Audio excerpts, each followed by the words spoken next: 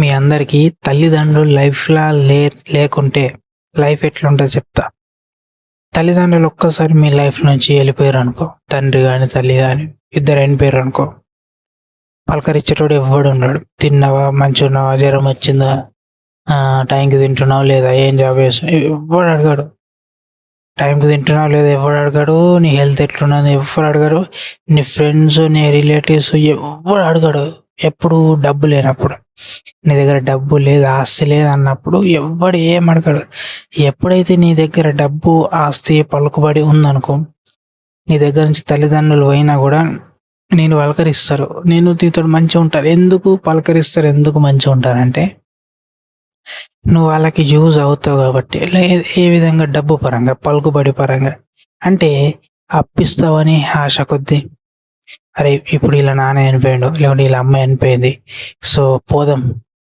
ఎందుకంటే ఫ్యూచర్‌లో మనకి పోయినామనుకో, చావుకు పోయినామనుకో, ఫ్యూచర్‌లో మనకి డబ్బు అప్పుగా ఇవ్వడం జరుగుతది. మనకి ఇంట్లో ఏదైనా ఇష్యూ ఉన్నా ఫోన్ చేపించి మాట్లాడడం జరుగుతది. సో, వీడికి పలుకుబడి ఉన్నది కదా! సో, వాడుకోవచ్చు అన్నట్టు రావడం జరుగుతది. ఇదే జరుగుతది, నీకు తెలుసా? ఇప్పుడు ఒక్కొక్కడు ఏం చేస్తాడు తెలుసా?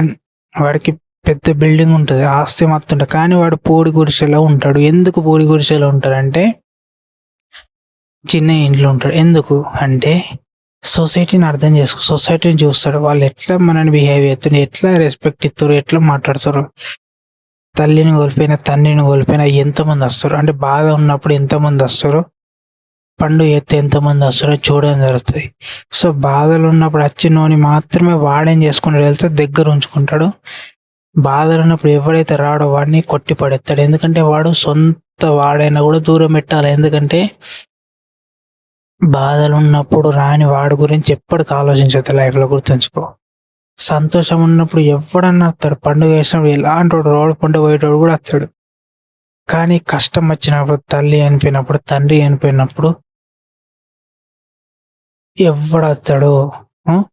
ఆ బాధలున్నప్పుడు ఎవడైతే వస్తాడో నీ దగ్గరికి, అలాంటి వ్యక్తులని దూరం పెట్టకు. ఎందుకంటే అలాంటి వ్యక్తులున్నారు. అలాంటి వ్యక్తులలో స్వార్థపూరిత మనుషులుండొచ్చు, మంచి వాళ్ళు కూడా ఉండొచ్చు. నువ్వు పేదవాడిగా ఉన్నావు, గరీబోళ్ళు లెక్కున్నావు. అప్పుడు నీ దగ్గరకు వస్తుర్రు, నువ్వు బాధలున్నప్పుడు వస్తుర్రంటే అలాంటి వాళ్ళని వదులుకో. వాళ్ళు మీ నాన్న అంటే మర్యాద, మా అమ్మ అంటే మర్యాద. సో, ఆళ్ళ మీద రెస్పెక్ట్ కొద్దీ రావడం జరుగుతాయి. అలాంటి వాళ్ళని వదలకు. చావు కార్యక్రమానికి, చెడు కార్యక్రమానికి, యాక్సిడెంట్ అయినా, ఇష్యూ అయినా, జ్వరం వచ్చినా, ఏం జరిగినా వస్తుర్రనుకో, అలాంటి వాళ్ళని మర్చిపోకు ఎప్పటికి. అండ్ ముఖ్యంగా మనకి తిండి పెట్టిన వాళ్ళని కూడా మర్చిపోవద్దు. కానీ పండుగ ఎత్తే ఎవ్వడన్నా వస్తాడురా, ఎర్రిపుకోడు, రోడ్డు పంట పోయేటోడు కూడా వస్తాడు తెలుసా? మీకు రియాలిటీ ఏందో చెప్తున్నా. ఇప్పుడు డబ్బున్నోడి ఇల్లు, డబ్బు లేనోడి ఇల్లు గురించి చెప్తా. ఇప్పుడు ఒకడికి పెద్ద బంగ్లా ఉన్నది, మంచి ఆస్తి అన్నీ ఉన్నాయి.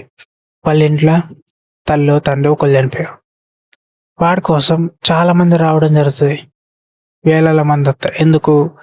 వాడితోటి వీళ్ళకి అవసరం ఉన్నది, అందుకే రావడం జరుగుతుంది. అదే ఒక చిన్న ఇంట్లో ఉన్న వ్యక్తి, వాళ్ళ మదర్ కానీ ఫాదర్ కానీ చనిపోతే ఎక్కువ మంది రారు. ఎందుకు? వాడితో అవసరం లేదు కాబట్టి రారు. ఎందుకంటే డబ్బు లేదు కదా. కానీ అసలు ట్విస్ట్ చెప్పన్నా, ఈ చిన్న ఇల్లు ఉన్నోడికి ఆస్తి ఉంటుంది, మంచి మంచి ఆస్తులు ఉంటాయి, పెద్ద పెద్ద బిల్డింగ్లు ఉంటాయి. కానీ వాడు చూపించాడు. ఎందుకు? ఎవరు మన వాళ్ళు, ఎవరు పగ వాళ్ళు, ఎవడు ఎలాంటోడు, ఎలాంటి టైంలో వేస్తుంటోళ్ళు వస్తారు అనేది పసిగడతాడు, చూస్తాడు. చూసి ఆ టర్న్ అవుతాడు. టర్న్ అయ్యి ఎప్పుడైతే బాధలు ఉన్నప్పుడు ఎంతమంది వచ్చిర్రో వాళ్ళందరినీ మంచిగా చూసుకుంటాడు. వాళ్ళు వచ్చినప్పుడు, ఇంటికి వచ్చి వాళ్ళకి ఎలాంటి ఆపద ఉన్నా వీడు ఆదుకుంటాడు. ఎందుకు? వాడు ఎదుర్కొన్నాడు కాబట్టి. అదే ఆడికి చెడు కార్యక్రమం జరిగినప్పుడు ఎవడైతే రాలేడో వాడు ఏదైనా పని కోసం వస్తాడు, వాడిని కొట్టి పడేస్తాడు. అంతే. సో, ఇట్లుంటది.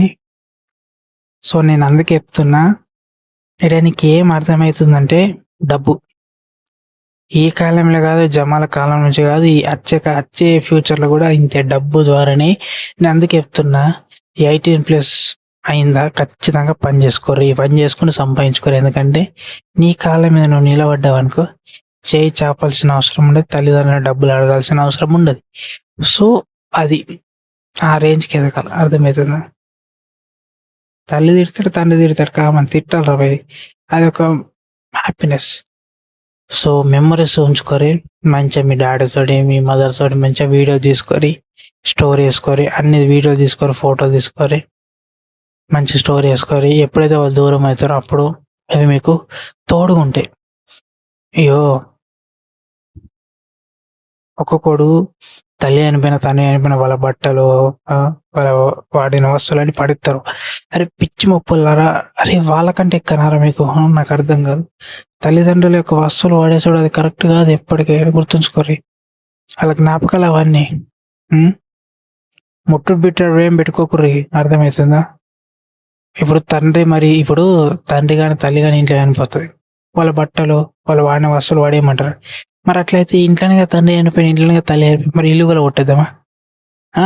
ఇంట్లోనే వస్తువులను వాడేయాలి. మరి అట్లయితే బాసాలు బీసాలు పైసలు కూడా వాడేయాలి కదా. మరి బంగారం కూడా వాడేయాలి. మరి ముట్టుడు ఉంటుంది కదా, బంగారం ముట్టుడు ఉంటే పైసలకు ఉంటాయి, ఆస్తి పేపర్లు ఉంటాయి, వాటికి ముట్టుడు ఉంటాయి, తినే బియ్యంకి ఉంటాయి. మరి ఇల్లు మొత్తం కూడా కొట్టాలి. మరి అట్లయితే ముట్టుడు బిట్టుడు ఉంటే ఏంది ఇది? కరెక్ట్ కాదు కదా. మరి అది తప్పది. తల్లి చనిపోయి తండ్రి చనిపోయిన వాళ్ళ వస్తువులు ఎప్పటికి పడేది. ఎందుకంటే అది మన అది జ్ఞాపకం. అది వాళ్ళ జ్ఞాపకం. ఇప్పుడు తల్లి గుర్తుకొచ్చింది, తండ్రి గుర్తుకొచ్చారు, నీకు వాళ్ళ వస్తువులు కానీ వాళ్ళ ఫోటోలు కానీ ఉంటే ఆ బాధన కొద్దిగా తగ్గుతుంది. ఏం లేదనుకో ఎంత ఏడ్చినా బాధ తగ్గది, తెలుసా? సో ఎప్పటికైనా వాళ్ళ ఫోటోలు కానీ వాళ్ళ వస్తువులు కానీ అన్నీ ఉంచుకొని ఏం పడేయకూరు. అర్థమవుతుందా? చినిపోయిన బట్ట అయినా చినిపోయిన వస్తువు ఏదైనా మీ తల్లి కానీ మీ తండ్రి కానీ అన్ని ఉంచుకోర్రా భయ్. ఎందుకంటే బయటోడు ఎప్పటికి ఆడు. తల్లిదండ్రులే బాధ వచ్చినా ఏమొచ్చినా బయట ప్రజలందరూ డబ్బును చూస్తారు కానీ నీ మంచితనం ఏం చూస్తలేరు, తెలుసా? సో అది నేను చెప్తున్నా. సో కొందరు ఎట్లుంటారంటే కులం పిచ్చి ఉన్నారా. ఇప్పుడు కులం ఎందుకు? కులం కానీ సంఘం కానీ దేనికి? బాధలు ఉన్నప్పుడు ఆదుకుంటారని కులం కానీ సంఘం. కొందరైతే వాళ్ళ ఇంట్లో తల్లి చనిపోయిన తండ్రి చనిపోయిన కులం బంద్ అంటారు. కులం బంద్ అనుకుంటా ఎవరు కులపోలు సంఘపోలు ఎవరు ఆ కార్యక్రమం చేయడానికి. ఇప్పుడు వీడు ఆ కులం సంఘం ఉంటుందని బలం కొద్ది వీడు సోకాలు ధైర్యం కొద్ది ఉన్నాడు. ఆ టైంలో కులం కానీ సంఘం కానీ సపోర్ట్ లేకుండా దూరం ఉన్నారనుకో, సంఘం బంద్ అనుకుంటూ ఉన్నారనుకో, వీడికి ఇంకేంటికి ఆ సంఘంతో అవసరం లేదు, కులంతో అవసరం లేదు. ఎందుకంటే తల్లి కానీ తండ్రి కానీ చనిపోయిన, లేకపోతే వాళ్ళ ఆయి కానీ వాళ్ళ తాత కానీ చనిపోయినా కులపోలు కానీ సంఘపోలు కానీ రానప్పుడు వాడికి సంఘంతో అవసరం ఏమున్నా? వాడికి సంఘంతో అవసరం లేదు, కులంతో అవసరం లేదు, అవసరమే లేదు. ఏంటికి అవసరం లేదు? మరి అంతే కదా. మరి ఇప్పుడు సంతోషం ఉన్నప్పుడు పండుగ చేసినప్పుడు సంబంధం లేని వ్యక్తి కూడా వచ్చి తినిపోతాడు, ఉండిపోతాడు.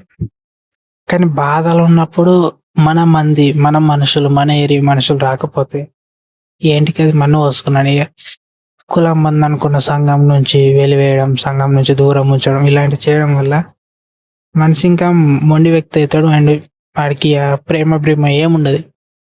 అర్థమవుతుందా? సో నేను చూసిన చెప్తున్నా. ఒకళ్ళ ఇంట్లో ఒక పర్సన్ చనిపోయారు. వాళ్ళకి సంఘం ఉన్నది, కులం ఉన్నది.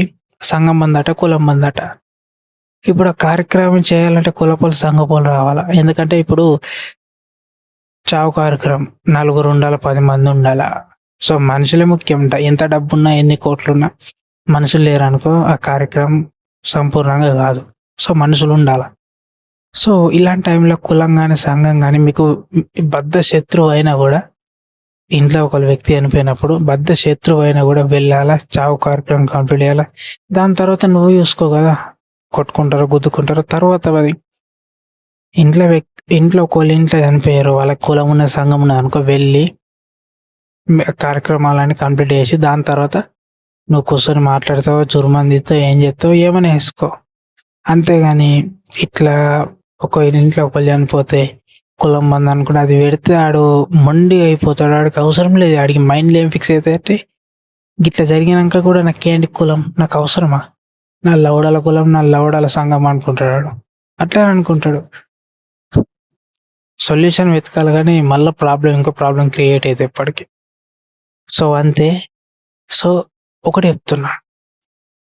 డబ్బుంటేనే నలుగురత్తరు. డబ్బుంటేనే నలుగురత్తరు. ఆయన కొన్ని సార్లు డబ్బు గూడా పనికిరాదు. మంచితనం ఉండాల.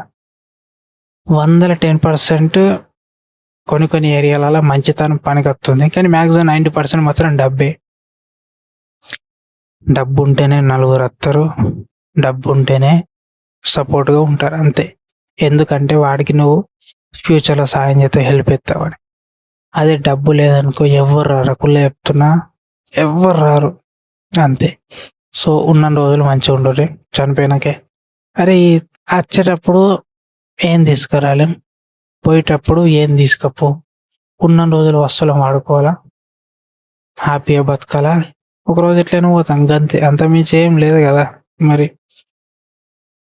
అచ్చేటప్పుడైతే ఏం తీసుకురాం. ఒక దారపూస కాదు, చిన్న బంగారం తాడు కూడా ఏం పుట్టం. బట్టలు లేకుండా పుడతాం. చనిపోయినప్పుడు కూడా బట్టలు లేకుండా గాలపెడతారు. బట్టలు లేకుండా బొందపెడతారు. అంతే. సో, ఈ మధ్యల కాలంలో మాత్రం స్వార్థం, పగ, నాది నీది. ఇప్పుడు మనిషి మృగంగా తయారయ్యడానికి కారణం సొసైటీ. సొసైటీ మనిషిని మృగం లెక్క తయారేత్తది. అంతే. అంతకుమించి ఏం లేదు. గంతే. సో, ఫైనల్‌గా ఏందంటే ప్రెజెంట్ నడుస్తుంది డబ్బే. పేపర్‌కి ఇస్తే విలువ గాని మనిషికి ఇస్తలేరు గంతే.